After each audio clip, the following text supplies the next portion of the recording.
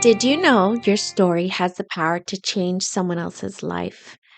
The struggles you've walked through and even the victories you've experienced were never meant to be wasted. They can become tools God uses to inspire the next generation. Welcome to Remember and Hope.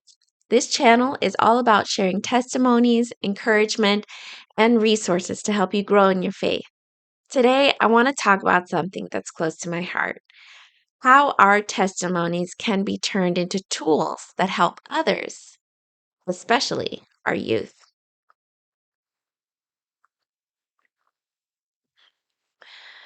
I've had my share of struggles, right? I'm sure we all have. And for a long time, I didn't understand why I had to go through them. But later, I realized that God was preparing me. Instead of letting those experiences go to waste, I asked, how can I use what I've learned to help others? That's when God led me to create youth programs. And before I even start planning, the first step, the very first step, the most important step is always prayer. Asking God to prepare the way and to inspire the message He wants the next generation to hear. Once I pray, I follow a structure that helps youth connect, engage, and discover God's truth for themselves. The flow looks like this. So, first, I do a welcome and opening prayer. With the welcome and opening prayer, mind you, I keep it short and simple. Thank you for coming here. We're so glad that everybody's here. That please, Lord, be with us tonight and open up our hearts and minds to what you have to share with us. Because one thing I'm going to reiterate again and again here is that I don't reveal what the topic is yet. Because I don't want them to already have preconceived notions of, what to expect, right? I want them to be involved. And so the next thing is an icebreaker. With the icebreaker, it could be something simple like, would you rather, or asking, for all the people that like this, go to this side of the room, or all the people that like this, go to that side of the room. Whatever the icebreaker is, it's helping them to get to know each other better. And then after the icebreaker, we have a high energy game because let's face it, they need to get up. They need to get their energy going. They need to get into it. And with the high energy game, I secretly make it correlate with the topic, but not in an obvious way. And so after the high energy game, we then sit down and we discuss it. That is when I reveal what the topic is and we break it down. Then I go into scripture tie-in and then a video clip or an object lesson. But I've found that using a video clip is the best way to go because kids nowadays are all about technology. So why not use it to our advantage, right? So at that point, I'll pull in a video clip that correlates with the topic. Sometimes the program itself actually comes from this video clip. It could be like from a movie or YouTube, whatever the case may be, something that really ties in what you're trying to share. And then after the video clip, then we get into a craft. And with the craft, it's something that they can take home with them to remember what they learned. And then after that, we wrap it up. I reiterate, in the summary form as short and sweet as possible, what we talked about, what I want them to remember, and then we close with prayer. A couple of things to remember is that you want to be real with them. Kids also want to know that their thoughts matter. So be as questioning as possible versus preaching, if that makes sense.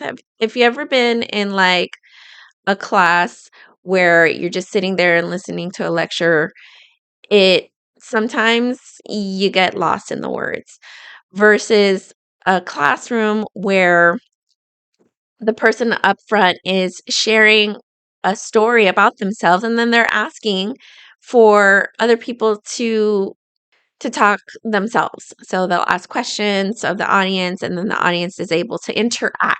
That's what I was going for. So more interaction. You need more interaction kind of stuff, because if not, you're going to lose them. Also, incentives. Incentives are big, because the first time that I did it and I tried to ask them questions, I heard crickets. Because a lot of the teenage years, they are very self-conscious about speaking out and answering things in front of their friends. So, incentives.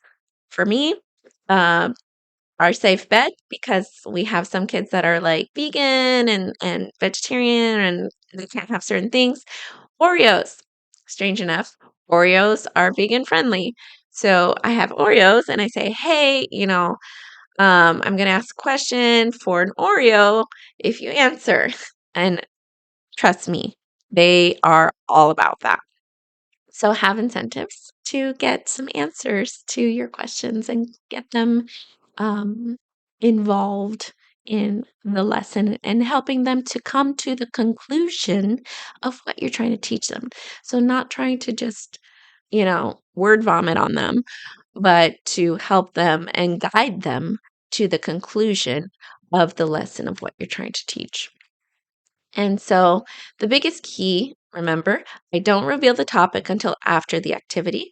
That way, the youth aren't just being told what the lesson is, that they discover for themselves. That makes it stick. Mainly, here's the point: you don't have to create youth programs like I do, but you can take your story, the lessons God has taught you, and use them to impact others. Maybe it's mentoring a teen, sharing your testimony, or just being open in a conversation. What once hurt you could become the exact wisdom someone else needs to keep going. I asked my daughter one time when we were at church, what she thought of a sermon. And the one thing that I still remember that she said was that she really liked it because he told a lot of stories. Uh, Kids connect with stories. I think we all connect with stories. It's easier for us to visualize, it's easier for us to connect. Um, with someone's heart, with someone's feelings, with someone's experiences when we're hearing their stories. So don't be afraid to share your stories and utilize them for these programs. So all in all, thank you so much for watching Remember and Hope. If this encouraged you, please like, subscribe, and share with someone who needs a reminder that their story matters. And stay tuned. In upcoming posts, I'll be breaking down examples of youth programs that you can use to inspire and teach the next generation. And don't forget, your testimony isn't just your past, it's a tool God can use to inspire the future. Until next time, keep remembering and keep hoping.